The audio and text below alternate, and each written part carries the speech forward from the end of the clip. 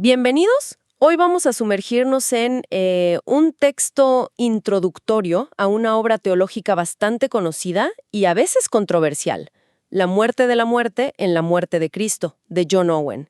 La fuente que tenemos sugiere que volver a estos textos clásicos puede ser bueno, crucial para entender debates actuales, ¿no? Dentro del cristianismo sobre la salvación. Exacto. El texto de partida plantea que hay como una cierta perplejidad, ¿viste? En el evangelismo de hoy, una sensación de haber perdido un poco el norte, el núcleo del evangelio original, como si se hubiera cambiado por una versión más, digamos, centrada en lo humano. Qué interesante punto de partida. El texto dice que el viejo evangelio, el de antes, se enfocaba más en Dios, en su soberanía, en la adoración, y que este nuevo evangelio se centra más en la utilidad para nosotros. Paz, felicidad, satisfacción personal. ¿Cómo se ve esa diferencia en la teología misma, según lo que leíste? Bueno, la fuente lo detalla muy bien al contrastar dos visiones teológicas históricas, el calvinismo y el arminianismo, que, de hecho, cristalizaron en los famosos 5 puntos, ¿no? Que surgieron de un debate allá por el siglo XVII. A ver, entremos ahí.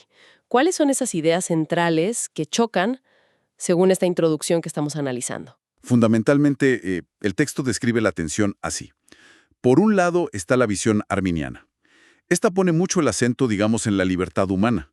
Sugiere que la elección de Dios se basa en la fe que Él como que anticipa, que ve de antemano en las personas.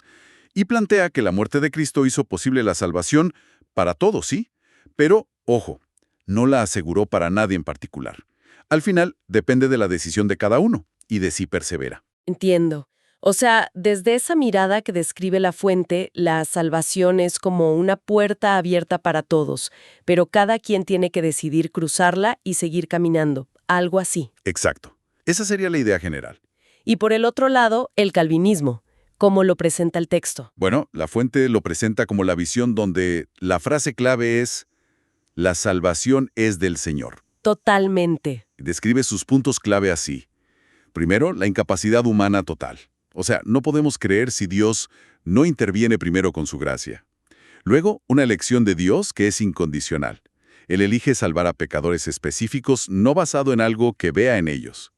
También habla de una redención, la obra de Cristo, que fue diseñada para salvar efectivamente a esos elegidos. Esto a veces se llama expiación limitada o particular, ¿verdad? Ajá. Después, una gracia que realmente atrae a los elegidos. Se le dice irresistible. Y finalmente, la seguridad de que Dios guarda, preserva a los creyentes hasta el final. No se pueden perder. Aquí es donde se pone, bueno, muy interesante. El texto insiste mucho en que la diferencia no son solo detalles o un adjetivo como limitada versus universal, sino que es la definición misma de qué entendemos por elección, por redención, por gracia. ¿Podrías explicar un poco más eso? Sí, claro. Y eso es lo fascinante que resalta la fuente.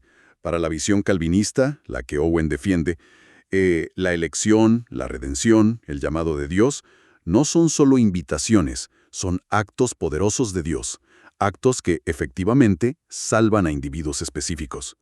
La redención de Cristo no solo, digamos, hace posible que te salves si tú haces tu parte, sino que asegura la salvación para aquellos por quienes Él murió. Incluso garantiza el don de la fe para que puedan creer. Es un paquete completo, por así decirlo. ¡Wow! En cambio, la visión arminiana, según el texto, vería estos mismos actos de Dios más como, bueno, como que habilitan la salvación de forma general. Pero su efectividad final, su aplicación concreta a una persona, depende de la respuesta de esa persona. Claro, la diferencia es enorme. Entonces, ¿qué significa todo esto para esa idea inicial que mencionaba el texto de recuperar el Evangelio? ¿Cómo encaja la perspectiva de Owen ahí? El autor de esta introducción argumenta que la visión de Owen, la calvinista, es la que recupera un evangelio centrado realmente en Dios, que exalta la soberanía divina, el poder real y efectivo de la cruz. Asegura que la salvación es, de pe a pa, obra de Dios, y critica la visión alternativa porque, según él, termina como disminuyendo el poder de la cruz. La hace como insuficiente por sí misma para salvar. Y además, introduce un elemento donde parece que uno se salva a sí mismo, al menos en parte. Y eso, para este autor, le quita la gloria a Dios. entiendo la línea argumental.